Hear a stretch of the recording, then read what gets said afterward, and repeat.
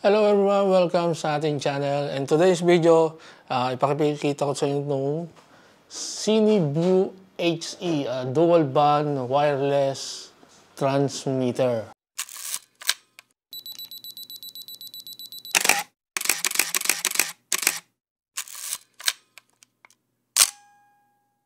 So actually gagawa ito sa intended for video, no, but we can use also for our photography, no, para tethered style, but this one is wireless.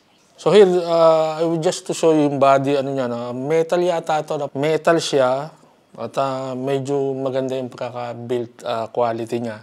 Meron siyang 4 antennas. Natatanggal to, guys, Actually, outside the box, 5 siyang ganito. Meron siyang reserba. Nakalagay dito sa antenna is 2.4 GHz and 5 GHz. So, parang combine sila, no? Kung ano yung available. So, yung signal hindi siya nai-interrupt, yung ganun ba. So, dito sa likod, dito pwede nyo lagyan ng NP-F battery. So, yun, bibilihin nyo siya ng separate. At dito rin, meron siyang USB, 5V USB Type-C. Pwede nyo siyang i-operate using power bank. At ito yung kanyang group channel. Pwede siya dito. Ayan, okay. Yan, 1 to 16. And then yung DC port. At ito nga pala, ano siya, HDMI input. At meron siyang loop. Kung halimbawa gusto nyo ng output sa monitor, pwede rin siya. May pakikita rin natin yan. So guys, ito siya, no? Meron naka HDMI input. At syempre, ilalagay nyo rin siya dito sa HDMI ng camera nyo. Actually, ito, medyo old camera itong gamit ko na Sony.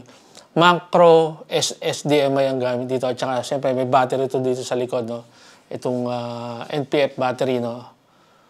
Okay. I-on lang natin. So guys, ayan, ewan ko kung nakikita nyo, no? Simple lang din yung kanyang menu dito. Meron siyang group 1, which is na dito nga yung lipatan natin. And then may auto channel to, no? Naka-auto channel siya. Pero yung channel, pwede mo palitan siya. Nakalagay din dyan. At saka guys, ito nga pala hanggang ano lang to, 1080p, 60 frames per second. So hindi siya 4K, Okay. And then, yan, yung battery, nakalagay din doon kung ilan yung ano ng battery. Ito yung menu. Pag pinrest nyo to, meron siyang 3 dito. High quality, normal, and speed. So, it's up to you kung ano yung gagamitin. Minsan kasi, inaano ko yung high quality, yung okay nyo lang. And then, dito, mamimili kayo ng channel. Ibahin natin kunyari, 48 channel. Sa channel 48 tayo. Okay nyo. And then, ito, pag ini-yes nyo to, yung current setting niya maiiba, siyempre, di ba? So, pag ni-yes nyo siya, antimanong re-refresh siya. So, ganyan yung style niya. And one thing, no, ito na, ewan ko lang din, kasi may nakikita ako sa mga ibang vlog, no?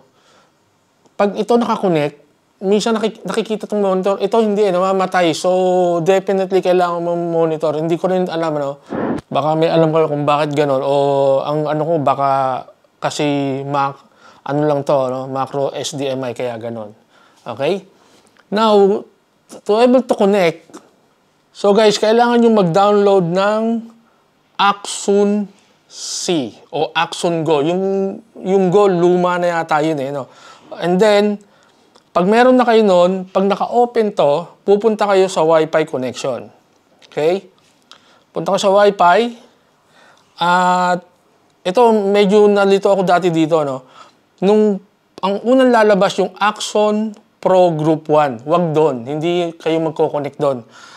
Intayin nyo lumabas yung Axon 5478. Siguro isa lang to, no? So, yun ay click nyo. And pag connect na siya, balik kayo sa Axon. I-connect nyo lang siya ganun. Makikita nyo na meron siyang choice dito kung anong gamit mo. Kasi Axon, maraming product to. May Simo 4K, tsaka CineView. Dito tayo sa CineView. Pag nag-monitor ka, and then, ayan na siya. So, lagay natin dito. So, ayan guys. Ito yung Axon. Monitor siya. Ayan. Yun nga dito, wala siya. Antimano nasa monitor. Kung makikita nyo, ayan. makikita nyo kung may delay. Medyo, kasi ito, medyo siguro wala itong magiging delay dahil nga malapit siya, no? Actually guys, ano to, up to 12,000 feet ito. Hindi ko naman nasubukan, pero siguro hindi naman tayo gagamit ng ganung kalayo, no? Ito, kumpleto to guys. Nakalagay dito yung 1080p 50. Yun ang ano kasi dito sa video natin. At ito guys, pag tinap nyo, nawawala yung ano yan. So, makikita mo siya. Ito yung first option ko talaga kung bakit ko ito binili. Kita nyo minsan, shot natin to. Balik natin. May record kasi dito guys. Dito pwede kang mag-live. Facebook, YouTube pwede. Pero ito ang ano ko, itong ISO record dito. Pag ito ni-record yung ganyan, and then, nag-shot kayo, nakikita nyo yan. Kung ano yung nakikita nyo dyan, nagre-record siya. So, basically, ang maganda nito, kahit nag-shot kayo ng ganyan, and then, ibang focus yan, naka-record siya. Nakikita nyo rin doon, guys, May record doon, 17 seconds. So, pag yan tumigil, ibig sabihin walang signal. So, in-stop natin. Okay? Pag pumunta kayo dun sa ating gallery, naka-record siya. Kita nyo yung setting, mapapakita natin. So, ito yung first intention ko talaga kung bumili. Lalo na pag mayroon tayong mga photography tutorial about sa lens. So, yung focusing niya. So, nakikita yung setting kung ano yung gagawin natin. Okay? Okay, balik tayo dito. So, guys, ito, ang kaganda. Ito, ano din to? Video rin, guys. Pwede rin to sa video. Okay? May mapakikita natin yung loop. Kung paano. Kung ilan pwede nating ma-connect dito. Ito, pakikita ko lang sa inyo itong mga picture na to. Katulad dito, no, meron tong ano yan, may red. Hindi ko alam kung saan yung ginagamit niya. May black and white. And then may mga histogram din. Okay? Meron pa rin dito, ayan. Ito yung zebra. Kita nyo? Okay? And then ito yung guys yung sa movie. Kung makakita nyo, meron niyang guide. Okay? Ayan, makikita nyo kung saan pwede nyo gamitin yung mga guide na lines na yan. Kung square o pang portrait, pwede nyo gamitin yan. And then ito, yung mga squeeze, meron din yan. Yung mga gumagamit ng armomorphic lens. Ito siya.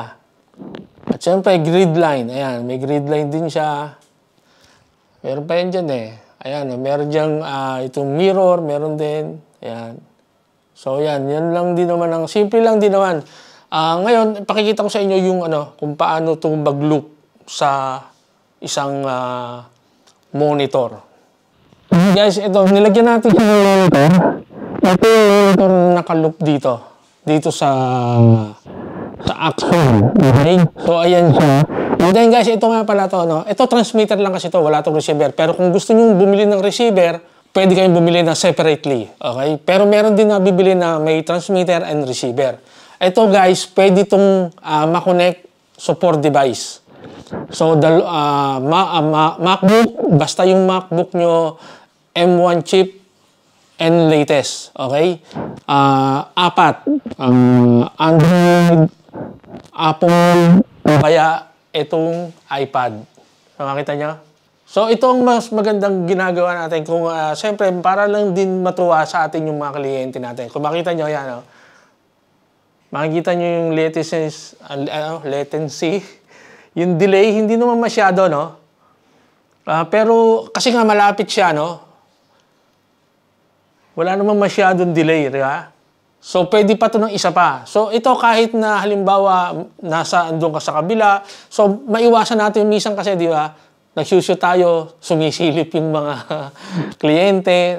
So, medyo naapektuhan yung process natin sa trabaho. So, at ito, guys, ito, maganda to. Okay, di ba? Kasi itong monitor talaga to dito, naka-loop. So, ito, dalawa. So, pwede pang dalawa pa uli.